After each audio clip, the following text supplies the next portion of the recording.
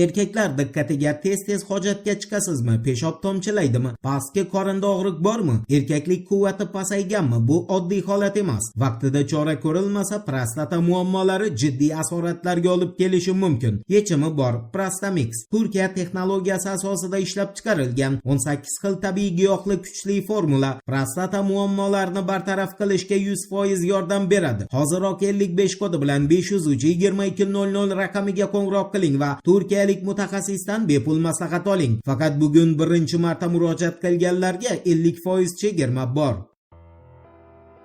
Assalomu alaykum qadrdon muxlis. Siz bilan siz bilgan va kutgan kanal Turfa olam. Belt agentligining axborotiga ko'ra, Ukraina qurolli kuchlariga tegishli dron 17-iyun kuni Bryansk viloyatida bolalar bo'lgan avtobusga hujum qildi. Viloyat rahbari vazifasini bajaruvchi Igor Kovalchukni ma'lum qilishicha, zarba oqibatida bir ayol halok bo'lgan, bolalar esa turli darajada jarohat olgan. Rossiya tergov qo'mitasining aniqlik kiritishicha, dron A240 avtomagistralida Gomel-Gelenjik yo'nalishi bo'ylab harakatlanayotgan 2 qavatli avtobusga hujum qilgan. Tergov ma'lumotlariga ko'ra, hujum paytida avtobusda 44 nafar yo'lovchi bo'lgan. Ularning 28 nafari Rechitsa shahridagi 2-sonli bolalar va o'smirlar sport maktabi futbol jamoasi a'zolari bo'lgan bolalar edi. Barcha yo'lovchilar dam olishga yo'l olgan bo'lgan. Hodisa yuzasidan Rossiya Jinoyat kodeksining 205-moddasi, ya'ni terroristik harakat bo'yicha jinoiy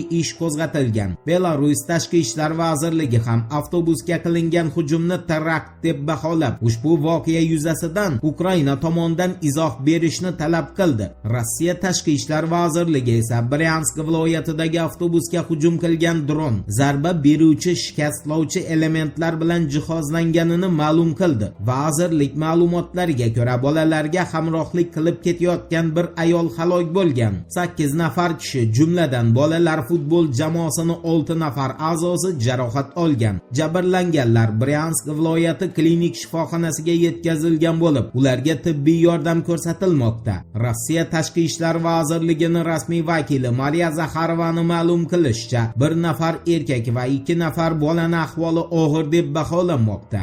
RT telekanaliga Belarus parlamenti quyi palatasining xalqaro ishlar bo'yicha doimiy komissiyasi raisi o'rinbosari Oleg Gaydukevichni ma'lum qilishicha, Bryansk viloyatida bolalar bo'lgan avtobusga qilingan terroristik hujumning asosiy maqsadi bu Belarus va butun Yevropani harbiy mojaroga tortish hisoblanadi. Uni ta'kidlashicha, bunday harakatlar jazosiz qolmaydi. Ushbu hujumga aloqador barcha shaxslar qonuni va xalqaro huquq normalari doirasida javobgarlikka tortiladi. Belarus prezidenti Aleksandr Lukashenko esa terroristik hujum bo'yicha bergan o'z bayonotida Ukrainani bu zarbasi va Belarus fuqarosining o'limi Kiyevga hali juda qimmatga tushishini bildirgan. Bir so'z bilan aytganda, Belarus Ukraina urushiga qo'shilish arafasida va agar bu holat ro'y bersa, bunga faqat va faqat Ukraina aybdor sanaladi.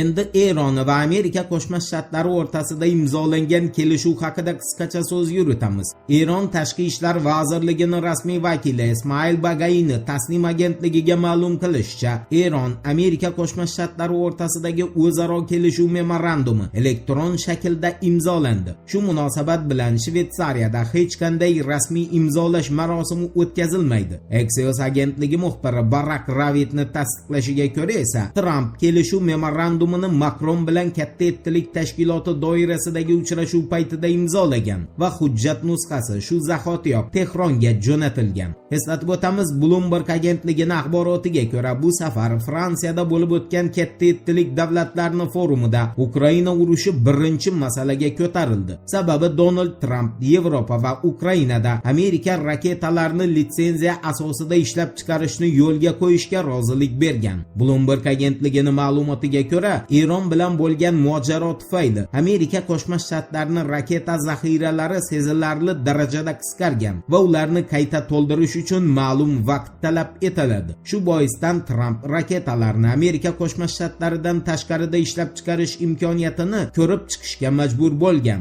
Germaniya kansleri Friedrich Merz esa aniq litsenziyalar masalasi keyinchalik ishtirokchi davlatlar tomonidan batafsil muhokama qilinishini bildirgan. Ta'kidlash joizki, bu bunday turdagi birinchi holat emas. Amerikada ishlab chiqariladigan Patriot zenit raketa tizimlari hozirning o'zida Qo'shma Shtatlardan tashqari Germaniya hududida ham ishlab chiqarilmoqda.